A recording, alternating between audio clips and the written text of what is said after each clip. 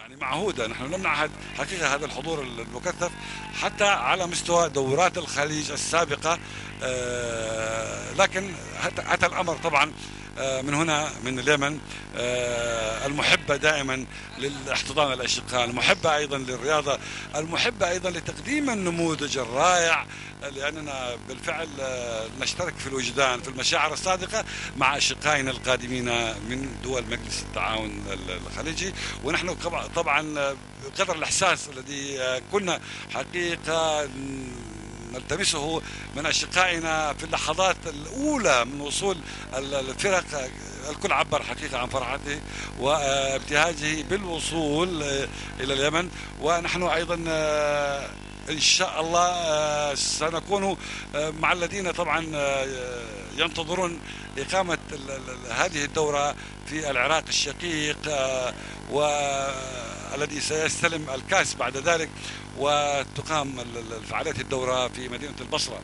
إذا نحن نهنئ دولة الكويت ونهنئ المنتخب الكويتي، نهنئ الجماهير الكويتية الشغوفة الآن بوصول المنتخب الكويتي إلى أرض الكويت التي تنتظر والتي تتلون والتي تضاء فيها الأنوار. اليوم عرس كبير في دولة الكويت، يستقبلون أبطال منتخبهم، وبالتالي نحن دائما ما نقول أننا مع كل من يجتهد، كل من يحقق نتيجة إيجابية. إذن نحن لو إذن نحن أهل البيت، ولدينا طبعا الاستاذ عبد العزيز مخرج من دولة الكويت ايضا معنا في هذه اللحظات. تفضل استاذ عبد العزيز. طبعا انت رجل يعني عارف بتفاصيل النقل التلفزيوني، ولا حدثنا اولا عن مشاعرك واقول لك مبروك اول. الله يبارك فيك. والف مبروك على الميداليات وعلى كاس فهد الاحمد. الله يبارك فيك. والعودة حميدة ستكون للكويت اليوم. الكويت ان شاء الله ان شاء الله. ما هي الكلمة التي تقولها؟ الله يبارك فيك اول شيء، ومبروك.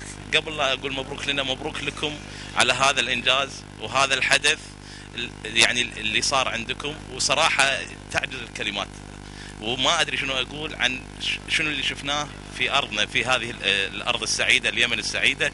صراحة من يعني اعجز عن وصف ما لقيته من كلمات من وصولنا الى مغادره. الان حنا مجهزين نفسنا حق المغادره.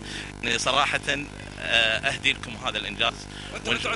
ستغادروا بالطائر، لكن نحن مشاعرنا ستحطوا في ارض يمنيه اخرى ان شاء الله ان شاء الله. واذا جئتوا